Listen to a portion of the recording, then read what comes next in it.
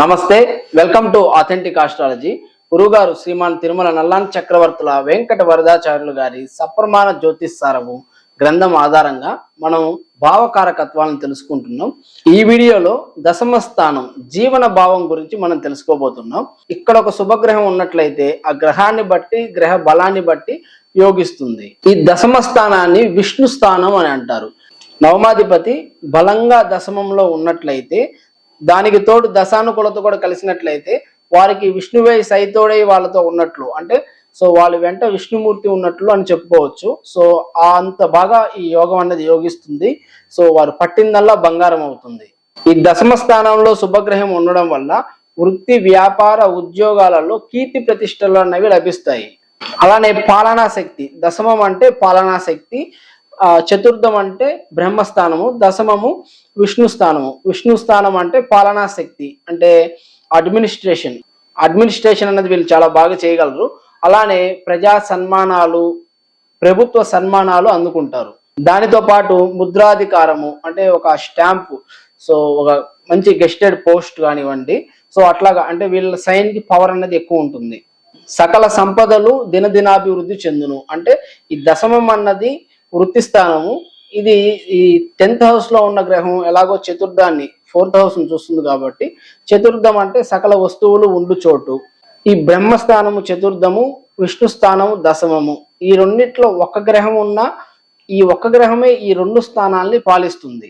అంటే ఆటోమేటిక్ గా రెండిట్లో ఈ శుభగ్రహం ఉన్నట్లయితే ఈ శుభ యోగం అన్నది ఎక్కువగా ఉంటుంది. అలానే ఇది వంశ వృక్ష స్థానము.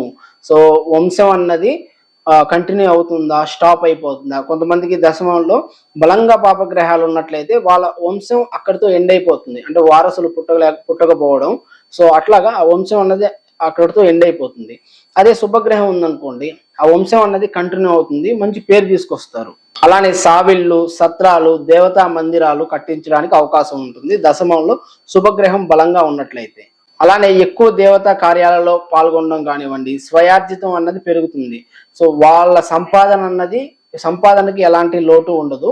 సో మంచి సంపాదన అయితే ఉంటుంది దశమంలో శుభగ్రహం బలంగా ఉన్నట్లయితే. అలానే మంచి ప్రఖ్యాతి, ప్రజాదరణ, అష్టభోగాలు, ఒక మంచి సమాజంలో ఒక గుర్తింపు కూడా లభిస్తుంది. దాంతోపాటు వీళ్ళు ఏదైనా పని అనుకున్నారంటే ఒక కార్యం అన్నది ఆటంకాలు లేకుండా జరుగుతుంది. వీళ్ళు ఏదైనా ఒక శుభకార్యం చేయాలనుకున్నా అడ్మినిస్ట్రేటివ్ స్కిల్స్ ఉంటాయి కాబట్టి సో పర్ఫెక్ట్ గా ఈ ఒక కార్యాన్ని కంప్లీట్ చేయగలరు. అలానే దశమంలో రాజగ్రహాలు అంటే సూర్య చంద్ర కుజులు ఉన్నట్లయితే అతను ఒక గవర్నమెంట్ ఆఫీసర్ అయ్యి ఎక్కువ ప్రభుత్వ ధనాన్ని తినడానికి అవకాశం ఉంటుంది. అంటే మంచి పెద్ద పెద్ద పొజిషన్స్, ఆ గ్రహం ఉన్న బలాన్ని బట్టి సో పెద్ద జాబా చిన్న జాబా అనేది డిసైడ్ అవుతుంది. దశమంలో ఈ రాజగ్రహాలు ఉన్నట్లయితే గవర్నమెంట్ జాబ్ రావడానికి అవకాశం ఉంటుంది. ఈ గ్రహ బలాన్ని బట్టి అది చిన్న జాబా పెద్ద జాబా అన్నది డిసైడ్ అవుతుంది. అదే ఫర్ ఎగ్జాంపుల్ సూర్యుడు దశమంలో ఉన్నాడు అనుకోండి, మంచి అడ్మినిస్ట్రేటివ్ జాబ్స్, ఎంఆర్ఓ కానివ్వండి, అంటే బలంగా ఉంటే ఐఏఎస్ కూడా రావచ్చు. అట్లాగా అదే చంద్రుడు ఉన్నాడు అనుకోండి, ఏదైనా నీటి పారుదల లేదంటే నేవీ, ఎయిర్ ఫోర్స్ ఇట్లాంటివి రావచ్చు. అదే కుజుడు ఉన్నాడు అనుకోండి, పోలీస్, మిలిటరీ ఇలాంటివి రావచ్చు.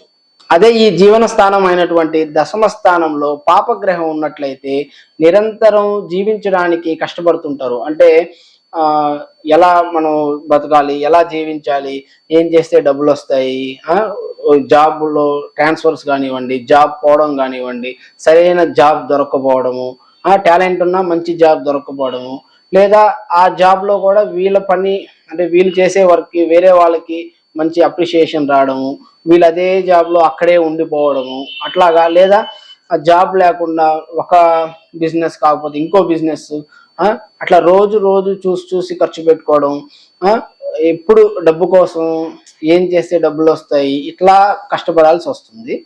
సో ఇదండి జీవన స్థానము దశమ స్థానం గురించి. మీకు ఇంకేదైనా డౌట్స్ ఉన్నా కామెంట్ సెక్షన్ లో కామెంట్ చేయొచ్చు. Thank you so much for watching this video.